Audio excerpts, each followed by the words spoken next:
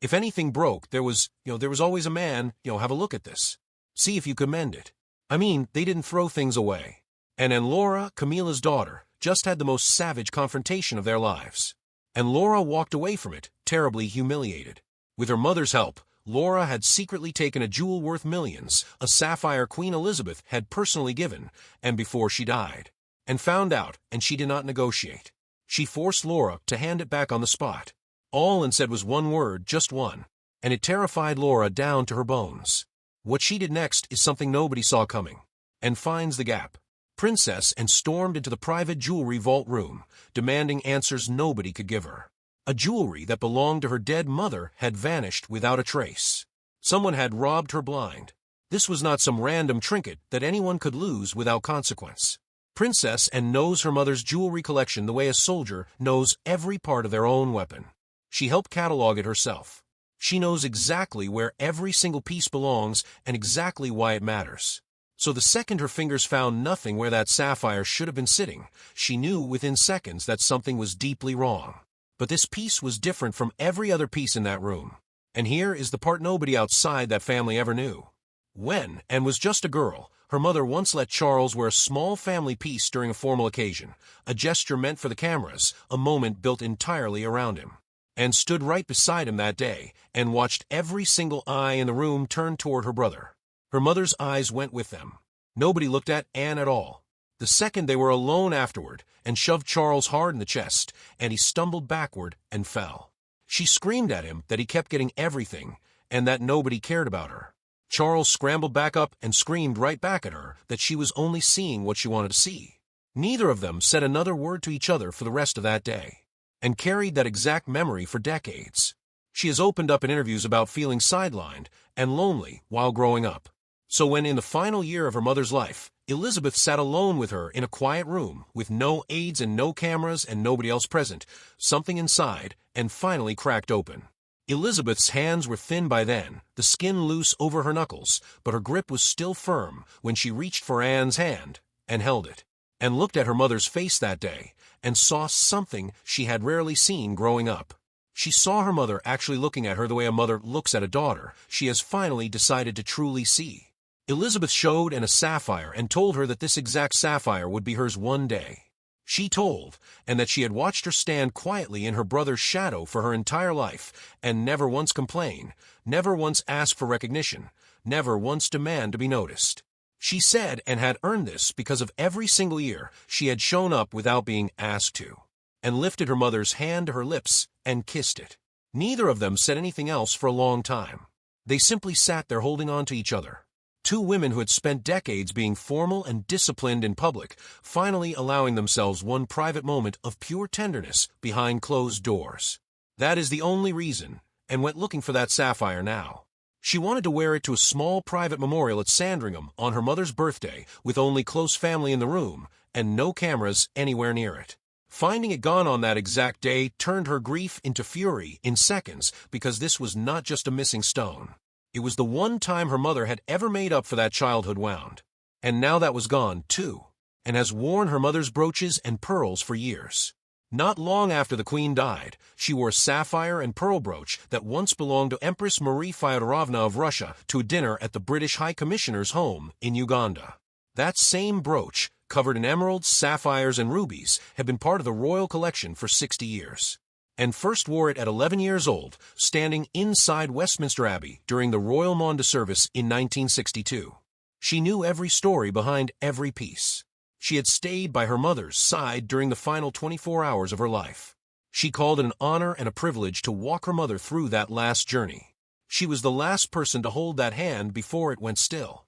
Now that hollow case felt like a direct insult to every single hour of those final 24, and to the promise made long before them. Whoever did this knew exactly what they were doing, and clearly did not care about getting caught, and immediately called a former member of her mother's household staff, someone who had personally helped catalog parts of that collection years earlier, someone she trusted completely. She asked one question: had that sapphire ever been formally signed out, or loaned to anyone at all? The silence that followed told her everything before a single word came back. There was no record of it anywhere. Somewhere out there, someone was wearing the one piece her mother had set aside specifically to say, "I see you." After a lifetime of feeling unseen, no name had fully formed in Anne's mind yet. But one thing was already certain. She was not going to rest until she found out exactly whose hands that sapphire had ended up in. And there would be no mercy waiting for them. The trail leads to Laura. She started her search where every official record starts. Had any piece from her mother's collection been passed down properly? Some had. Several of Elizabeth's most cherished pieces went to Charles and to Camilla after her death. A few other family members had also been seen wearing pieces from her personal collection over the months that followed. None of that was secret. None of that was the problem. The problem was that none of it had ever been written down anywhere official. And that is exactly the kind of silence a missing sapphire could disappear inside. And thought about the George VI sapphire set next, the pieces her own father had given her mother as a wedding gift decades earlier. Those stones were the emotional center of the entire collection. If anyone wanted to quietly move something out without drawing attention, that was the part of the collection most likely to be picked apart piece by piece, since it held so many smaller, less photographed items that nobody outside the family would even recognize. And knew one more thing. Pieces that obscure did not just sit untouched in a vault forever. Every few years, one went out quietly for cleaning or repair. And that work only ever went to one person, Laura. For years, Laura had been the one trusted to handle those exact pieces. Her name was on every record tied to that kind of restoration work. She had spent hours alone with stones nobody else in the family ever got close to, completely unsupervised, completely unwatched, simply because she had the right training and the right last name to make people stop asking questions. And knew one more thing. Pieces that obscure did not just sit untouched in a vault forever. Every few years, one went out quietly for cleaning or repair. And that work only ever went to one person, Laura. And was not one of those people who simply accepted that arrangement. Laura's hands on those pieces infuriated her. Why would anyone trust her with it, knowing exactly what her mother was capable of? And had really tried to push for someone else, to convince senior royals that the work should go to anyone but Camilla's daughter, but somehow Camilla always found a way to meddle in it. And had even heard secondhand that Camilla once said only people who actually look good in royal jewelry deserve a say over it, not people with necks like Anne's. And let that comment slide. The only thing she said in response was that Camilla was not worth her energy. But here is what made and sit up straighter. Laura works as an art curator, and she has spent years getting close to pieces most people never get near. Sources say Laura had bragged to people in that world more than once, telling them flat out that being Camilla's daughter let her touch things other curators would kill to even look at. Pieces nobody had ever photographed or cataloged. Pieces the public would never even know existed. She called it the best perk of being her mother's daughter. That disgusted and instantly, because that was not someone talking about a career opportunity. That was someone bragging about helping herself to things that were never hers to touch in the first place. The moment Anne heard it, her suspicions stopped being a feeling and became a conclusion. If anyone had ever had eyes on that sapphire, it had to be Laura. Laura's family is woven into royal life in ways most people never notice. Her daughter, Eliza, was a bridesmaid at the wedding of William and Kate. Her twin sons, Gus and Louis, stood on the balcony of Buckingham Palace as pages of honor during the coronation itself. Integration like that runs deep. But Anne understood something Laura's family seemed to have forgotten. Being close to the crown is not the same as being entitled to what belongs to it. Then came the detail that changed everything. By then, everyone had heard that Laura was looking for a missing jewelry piece.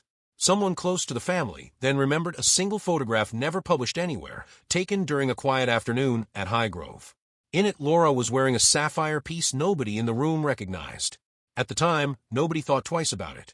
But once Anne described the missing sapphire in detail, down to the setting and the shape of the stones, that same source remembered the photograph immediately. The description matched exactly. And sat with that confirmation for a long moment, working out the timeline in her head. Her breathing started rising as the pieces locked into place. Once she lined up everything she now knew, she realized the sapphire had likely been gone for well over a year.